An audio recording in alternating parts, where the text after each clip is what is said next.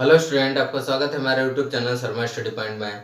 और इस वीडियो में यहाँ पर बताएंगे आपके लिए पूरा डिस्क्रिप्शन या फिर पूरा वर्णन जो बताएंगे आपको कोणों के बारे में बताएंगे। देखिए हमारा यहाँ पर जो टॉपिक है वो क्या है, टॉपिक यहाँ पर है कोण। क्या है?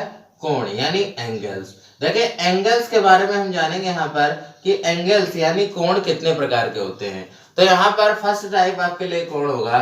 क्या होता है? सबसे पहले हमने पढ़ा है न्यून कोण। क्या पढ़ा है? न्यून कोण। ध्यान से समझेंगे, न्यून कोण पढ़ा है। न्यून कोण क्या होता है? न्यून का मतलब कम, है ना। इसको आपके लिए एक्यूट एंगल भी कहते हैं। क्या कहते हैं? Acute angle. ठीक है, एक्यूट एंगल। क्या मतलब है इसका? इसका मतलब यह है कि अगर हमने थीटा एक कोण ले लिया, अगर थीटा एक कोण ले लिया यानी एंगल है जो कि यहाँ पर किससे लेस देन होगा? 90 डिग्री से लेस देन होगा यानी कम होगा। अगर यहाँ पर बात करें न्यून कोण की तो ये जो होगा वो 90 डिग्री से कैसा होगा? कम होगा। 90 डिग्री से कैसा होगा? कम होगा। जैसे एग्जाम्पल के तौर पर हम आपके लिए बता देते हैं न्यून कोण कैसा होगा। न्यून कोण देखिए यहाँ पर अगर ऐसे एंगल बनाएंगे तो ये 90 डिग्री का है और 90 डिग्री से कम होने का मतलब इसके अंदर बनेगा। यानी अगर ये मैं मान लूं ये थीटा बन रहा है तो ये कैसा बन रहा है? 90 डिग्री से कम बन रहा है। कैसा बन रहा है? 90 डिग्री से कम बन रहा है। यानी ये 90 डिग्री यहां पर है, इससे कम बन रहा है। यानी ऐसे करके आधा बीच में बन रहा है। बीच में कहीं भी बन सकता है, यहां भी बन सकता है, यहां भी बन सकता है, कहीं पर भी बन सकता है, लेकिन थीटा जो है वो 90 डिग्री से कम होगा। कैसा होगा? कम। ये जो थीटा है वो 90 डिग्री से कैसा है? कम है। यानी अगर थीटा 90 डिग्री से कम है, जैसे 90 डिग्री से कम होने का मतलब 60 भी हो सकता है, 30 भी हो सकता है, 50 भी हो सकता है। ये जो होंगे वो कैसे होंगे? 90 डिग्री से कम होंगे। इसलिए ये एंगल कैसे कहलाएंगे भैया? यहाँ पर न्यून कोण कहलाएंगे। ठीक है ना, न्यून कोण। तो यहाँ पर आप समझ गए होंगे न्यून कोण की डेफिनेशन, न्यून कोण का मतलब। अब दूसरा है यहाँ पर, दूसरा क्या है आपके लिए मैं ये भी बता देता हूं। ये तो एक्यूट हो गया। अब ऑब्ट्यूज एंगल यानी अधिक कोण। क्या? अधिक कोण। ध्यान से सुनना, अधिक कोण यानी इसको हम ऑब्ट्यूज एंगल कहेंगे। क्या कहेंगे? Obtuse angle. अब ये जो एंगल होगा वो 90 डिग्री से अधिक होगा। कितना होगा? 90 डिग्री से अधिक होगा। क्या होगा? 90 डिग्री से अधिक होगा। यहाँ पर ये एंगल ये 90 डिग्री से अधिक होगा यानी थीटा यहाँ पर जो होगा वो ग्रेटर देन 90 होगा। Greater than 90। अब इसका बना लेते हैं। देखिए ये 90 डिग्री का एंगल बन रहा है आपके लिए और इससे ज्यादा बनना है यानी इधर की ओर। ऐसे ऐसे मान लो कोई भी बन सकता है। यहाँ पर मान लो 100 बना, 105 बना, तो ये जो एंगल होगा यानी ये जो थीटा होगा वो कैसा होगा? वो थीटा जो होगा वो 90 से जो यहाँ पर है वो ज्यादा होगा। कैसा होगा? ज्यादा। जैसे कौन कौन से एंगल? 105 हो सकता है, 115 हो सकता है, 115 हो सकता है आपके लिए, और 120 हो सकता है। तो ये एंगल हो सकते हैं ना, जो कि यहाँ पर 90 से ज्यादा होंगे और 180 से कम होंगे। 180 डिग्री से क्या होंगे? कम होंगे। यहाँ पर ये हो जाएंगे। तो इसे हम अधिक कोण कहेंगे यानी ऑब्ट्यूज एंगल कहेंगे। बात समझ में आ गई? ऑब्ट्यूज एंगल कहेंगे। अब यहाँ पर बात कर लेते हैं ऑब्ट्यूज एंगल के बाद में किसका। देखिए यहाँ पर ऑब्ट्यूज एंगल के बाद में हम एक बात कर लेंगे जो कि आपका कोण होता है लीनियर यानी रेखीय कोण। देखिए उसकी भी बात कर लेते हैं। यहाँ पर उसकी भी बात कर लेते हैं। यहाँ पर जो आपके लिए थर्ड है क्या? रेखीय कोण। ध्यान से सुनना, रेखीय कोण।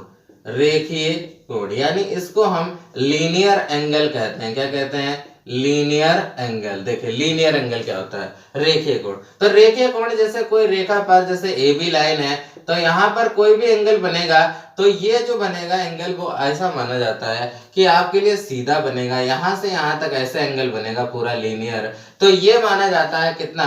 ये थीटा बराबर 180 डिग्री माना जाता है। कितना? थीटा बराबर 180 डिग्री। यानी थीटा का मान 180 डिग्री होगा। कहीं भी बनेगा ये रेखीय कोण कहलाता है यानी लीनियर एंगल कहलाता है। Linear angle. अब मान लो किसी भी रेखा पर दो एंगल बन रहे हैं, एक ये बन रहा है, एक ये बन रहा है, तो इनका जो देखिए यहाँ पर एक अल्फा, यहाँ पर बीटा, यहाँ पर गामा बन रहा है। अगर ये तीनों एंगल इस लीनियर इस रेखा पर बन रहे हैं तो इनका जो सम होगा वो 180 डिग्री होगा। यानी alpha plus beta plus gamma बराबर 180 डिग्री। कितना होगा? 180 डिग्री होगा यहाँ पर आपके लिए पूरा सम। अगर इस लीनियर एंगल पर कोई भी कितने भी एंगल बन रहे हैं उनका जो सम होगा वो कितना होगा? 180 डिग्री होगा। ऐसे ही अब आपके लिए हम आगे बता देते हैं। ध्यान से सुनना, ये तो रेखीय कोण हो गया। अगला चौथा कोण। तो यहां पर आपके लिए चौथा कोण जो है वो आपके लिए क्या बता दूं, यहाँ पर कोटिपूरक। क्या? कोटि पूरक, ध्यान से सुनना, कोटि पूरक कोण, कोटि पूरक कोण। अब कोटि पूरक कोण में क्या होता है, ऐसा एंगल यानी ऐसे दो एंगल, जैसे 90 डिग्री बनना है, यहाँ पर क्या बनना है 90 डिग्री, तो ऐसे दो एंगल यहाँ से अल्फा और ये को बीटा, तो इन दोनों का सम जो है वो 90 डिग्री होना चाहिए। यानी ऐसे अगर दो एंगल इसके बीच में बनना है, 90 के बीच में बन रहा है यहाँ पर, तो आपके लिए इनका जो सम होगा यानी अल्फा प्लस बीटा बराबर 90 डिग्री। इन न्यून कोण होंगे आपके लिए, क्योंकि दोनों न्यून कोण हो गए, इन दोनों न्यून कोणों का जो योग है वो 90 डिग्री होना चाहिए, यानी 90 डिग्री का होना चाहिए। अगर ऐसी कंडीशन है, ऐसे दो एंगल जो एक्यूट एंगल है, आप उनको जोड़ देते हो तो 90 डिग्री आएगा, यानी ये होगा कोटि पूरक। क्या होगा, कोटि पूरक। तो हम इस एंगल को ऐसे समझ लेंगे, जैसे यहाँ पर 45 डिग्री है प्लस 45 डिग्री अगर जोड़ देंगे तो ये 90 डिग्री हो जाएगा, यानी ये कैसा है, ये कोटि पूरक है। एक दूसरे के कैसे है, कोटि पूरक है। तो ये क्वेश्चन भी आता है कि यहाँ पर कोटि पूरक एक ऐसा बताइए जो बराबर हो, तो वो एंगल 45 डिग्री बनता है। कितना बनता है, 45 डिग्री, क्योंकि 45 डिग्री का ही कोटि पूरक 45 होगा, यानी यहाँ पर ये आंसर 45 डिग्री आया हुआ है। कई बार रिपीटेड में पूछा गया है कि यहाँ पर ऐसा कोण बताइए कोटि पूरक जो बराबर वाला है, तो बराबर वाला क्या है 45 है, क्योंकि 45 को मिलकर ही 45 90 डिग्री होता है, यानी न्यून कोणों का जो योग होगा वो 90 डिग्री होगा। ये कोटि पूरक कोण कहता है, ठीक है ना। इसके बाद आपके लिए पांचवा जो है वो क्या है, कोटि पूरक के बाद संपूरक कोण। क्या कहते हैं, संपूरक कोण, है ना।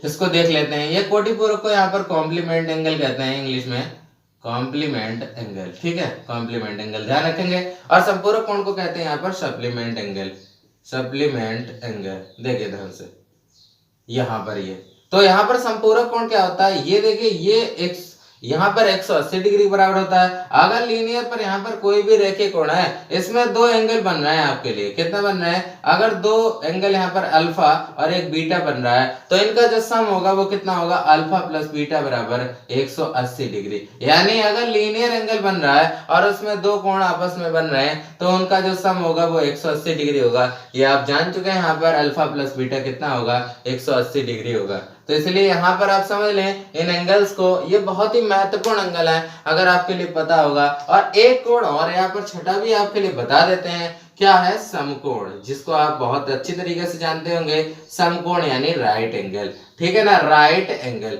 तो ये तो आप जानते होंगे राइट एंगल कितना होता है, यानी ये जो है टोटल 90 डिग्री होता है। जब 90 डिग्री का कोण थीटा होता है 90 डिग्री, तो आप इसे समकोण कहते हैं। क्या कहते हैं, समकोण कहते हैं, यानी राइट एंगल कहते हैं। तो यहाँ पर आपके लिए सब कुछ जानकारी मिल चुकी है, सभी एंगलों के बारे में जानकारी हमने दे दी, आपको बना करके भी दिखा दिया। तो यहाँ पर आप समझ गए होंगे कि पूरा का पूरा सिस्टम क्या है। यहाँ पर सिस्टम ये है कि एंगल्स को आपको याद करना है, और अगर याद हो गए पूरे के पूरे एंगल, तो आपके लिए कोई भी कहानी यहाँ पर छूटेगी नहीं। इसमें एंगल को पहचानने में, एंगल को देखने में, यहाँ पर कोई भी चित्र बना होगा आप तुरंत बता दोगे ये एंगल होगा, ठीक है ना।